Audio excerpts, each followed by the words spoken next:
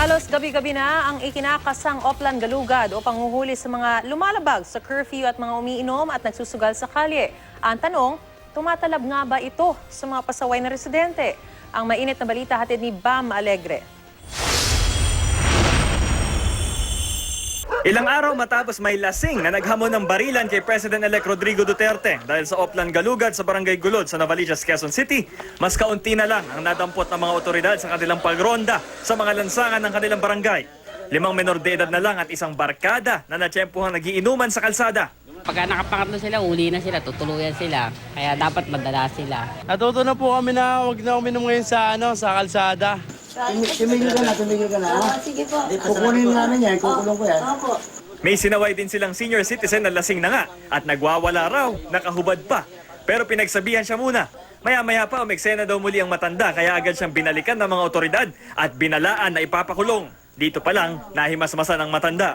Naniniwala ang mga pulis at tanod na tumatalab na ang Oplan disciplinary hour nila dahil mas tahimik na ang mga kalye tuwing madaling araw. Hanggang paunti po. Paunti na lang po. Mula 50 nagiging na ngayon, minsan 20. Lalo ngayon, medyo pababa na po. Sa lungsod din ng Quezon, nagsagawa rin ng mga pulis at barangay tanod ng Oplan Rodi sa barangay Old Balara. 3 ang naakto ang nagiinuman sa lansangan, 3 naman ang nakatambay. Naabutan din ng ilang menor de edad pero di muna sila hinuli.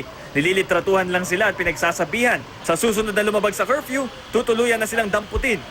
May away din ng mag-ama na inawat ng mga nagronda. Munting nasapakin ng lasing na si Carlsberg Reyes, ang kanyang ama. Kaya bago pa man may mangyaring masama, dinala si Carlsberg sa barangay para mahimasmasan. Anaamin ko po yung kasalanan ko. Yun lang po. Ano yung kasalanan mo yan? Yung pagiging tambay ko po. Walang trabaho. Umaasa po ako sa magulang ko. Illegal gambling naman ang naging asunto sa 12 katao sa Tondo, Maynila na naabutan ng mga otoridad. Nahuli ang mga suspect dahil sa pagpapatakbo ng bukis ng karera ng kabayo. Nahuli sa akto ang suspect na si June na nangungubra ng bukis. Kakasuhan ng mga naaresto ng paglabag sa RA 9287 o an act increasing the penalties for illegal numbers games. Nangungubra ako, biglang dumating sila, yung mga polis. Dinala na sa MPD Station 1 ang mga suspect. Sa hiwalay na operasyon, natagpuan ng MPD ang isang video karera machine sa abandonadong Building 11 sa Aroma Compound, Barangay 105, Tondo, Manila. May nakuha pa ang mga otoridad na 450 pesos sa loob nito.